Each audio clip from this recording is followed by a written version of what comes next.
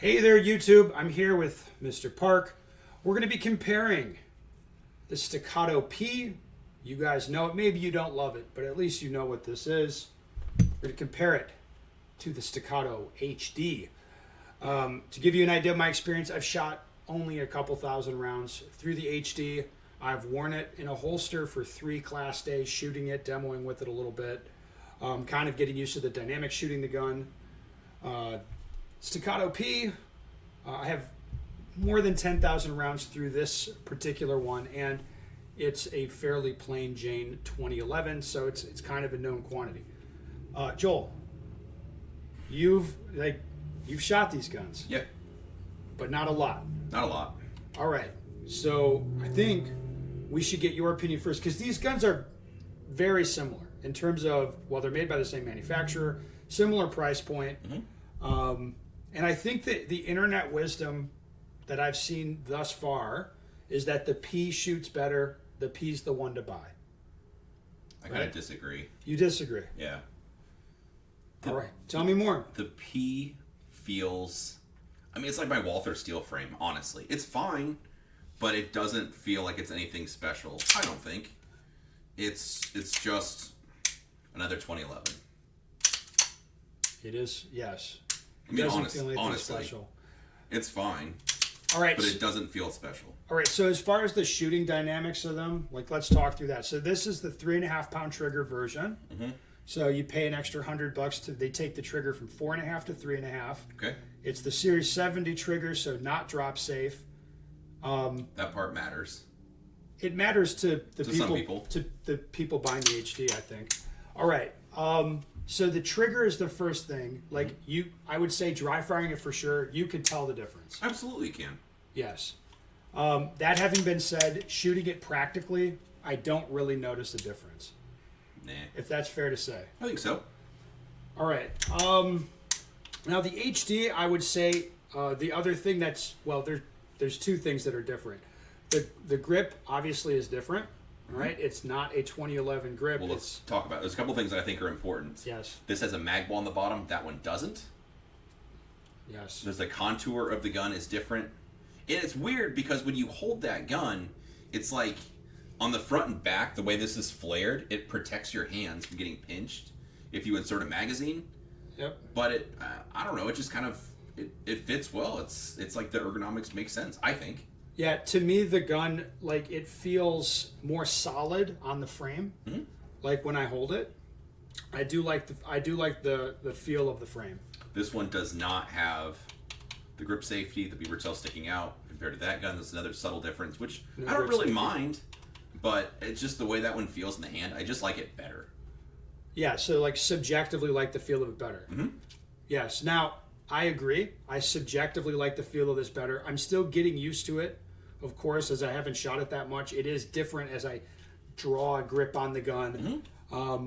But once I get it in my hands and I'm rocking and rolling with it, it's good. Now, the other big difference here is the recoil impulse. Yes.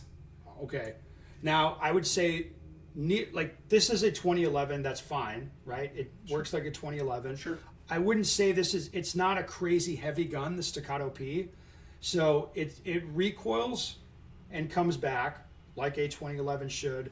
But to me, it's like a little bit torquey, like up and down. Yeah. It's not SIG 320 torquey, but it's a little bit torquey. It wasn't soft shooting. There was nothing amazing about it when I shot this gun. No, it's not. This gun happened to be in my care for a week or so. Yeah. And it was just another 2011.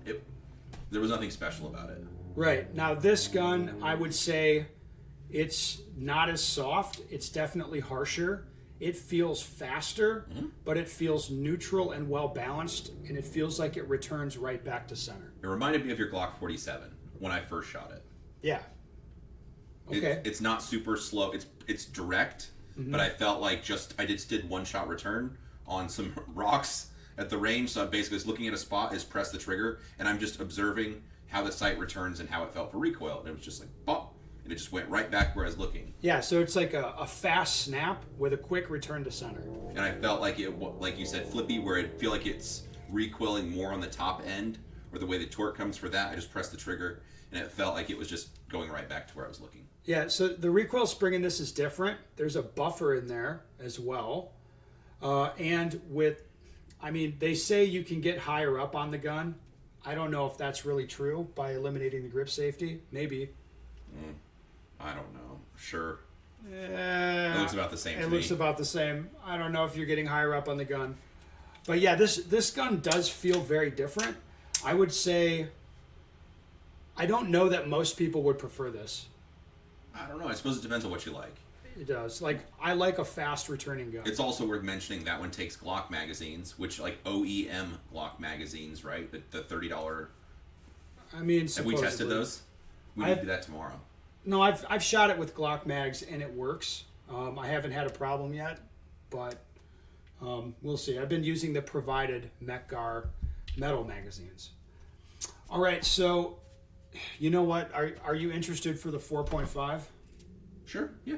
So now I have shot the 4.5 version of this at SHOT Show, and I would say it's fast, neutral, and much, much softer than this gun. Okay. Like, it's a fairly dramatic difference.